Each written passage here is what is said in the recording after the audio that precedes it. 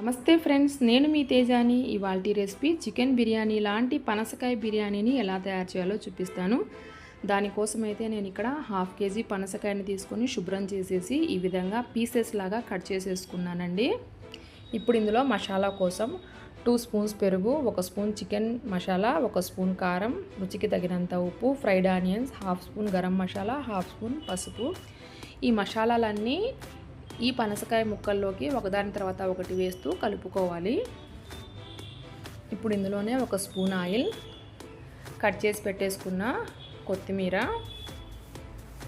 1 spoon అల్లం వెల్లుల్లి paste వేసి మసాలా మొత్తం ముక్కలకు పట్టే విధంగా కలుపుకోవాలి. ఇదిగోండి, ఈ విధంగా కలుపుకోవాలి. చూడండి ఫ్రెండ్స్, ఎంతో కలర్ఫుల్గా ఉన్నాయి కదా, సేమ్ చికెన్ పీసెస్ లాగే ఉన్నాయి కదండి. ఇప్పుడు స్టవ్ ఆన్ చేసి ప్యాన్ పెట్టేసుకొని అందులోకి 3 స్పూన్స్ ఆయిల్ అయితే వేసుకోవాలి. నేను ఇక్కడ 1 స్పూన్ నెయ్యిని కూడా యాడ్ చేసుకుంటున్నానండి. నెయ్యి వద్దనుకున్న వాళ్ళు స్కిప్ చేసేసి దాని ప్లేస్లో ఆయిలే తీసుకోవచ్చు. ఆయిల్ వేడైన తర్వాత బిర్యానీ స్పైసెస్ అన్నీ వేసి ఫ్రై చేసుకోవాలండి.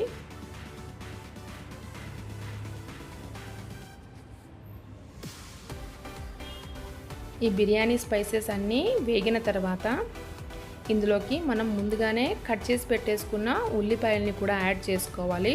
నేనైతే ఇక్కడ 3 పెద్ద సైజు ఉల్లిపాయల్ని తీసుకున్నానండి. ఉల్లిపాయలు ఫ్రై అవ్వడం కోసం కొద్దిగా టైం అయితే పడుతుందండి.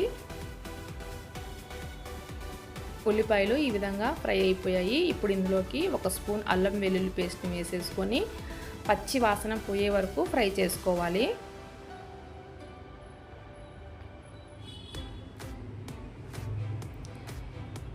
ఇప్పుడు ఇందులోకి 1 స్పూన్ బిర్యానీ మసాలా, 1/2 స్పూన్ జీరా పౌడర్, 1/2 స్పూన్ గరం మసాలాను వేసి మొత్తం కలుపుకోవాలి. ఆ మసాలా కూడా ఫ్రై అయిపోయే విధంగా ఫ్రై చేసుకోవాలి. 3 పెద్ద సైజు టమాటాలని చిన్న చిన్న ముక్కల్లాగా కట్ చేసి వేసేసుకుంటున్నానండి. ఇందులోకి 1 స్పూన్ కారం, కట్ చేసిన 4-5 పచ్చిమిర్చి, 2 స్పూన్స్ ధనియా పౌడర్, రుచికి తగినంత సాల్ట్, 2 స్పూన్స్ పెరుగును వేసేసుకొని టమాటాలన్నీ మెత్తగా అయ్యే వరకు మగ్గించుకోవాలండి. టమాటాలన్నీ ఈ విధంగా మెత్తగా మగ్గిపోయాయి. ఇప్పుడు ఇందులోకి మనం ముందుగానే ప్రిపేర్ చేసి పెట్టేసుకున్నాం కదా పనసకాయ ముక్కల్ని వేసేసుకొని చెదిరిపోకోకుండా కలుపుకోవాలండి. 10 మినిట్స్ వరకు క్యాప్ పెట్టి కుక్ చేసేసుకోవాలి.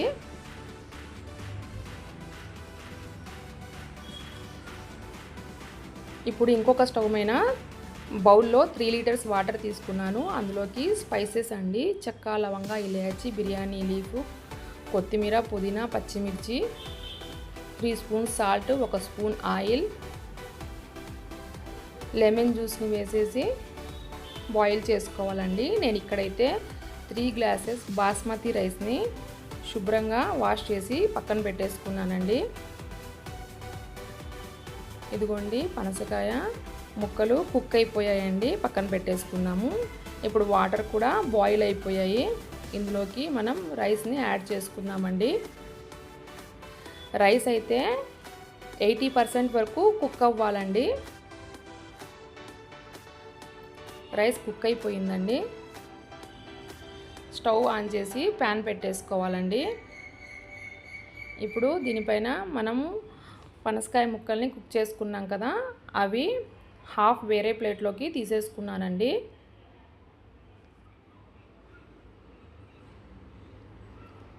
ఇప్పుడు రైస్ని ఈ పనసకాయ ముక్కల మీద లేయర్ లాగా వేసుకోవాలి.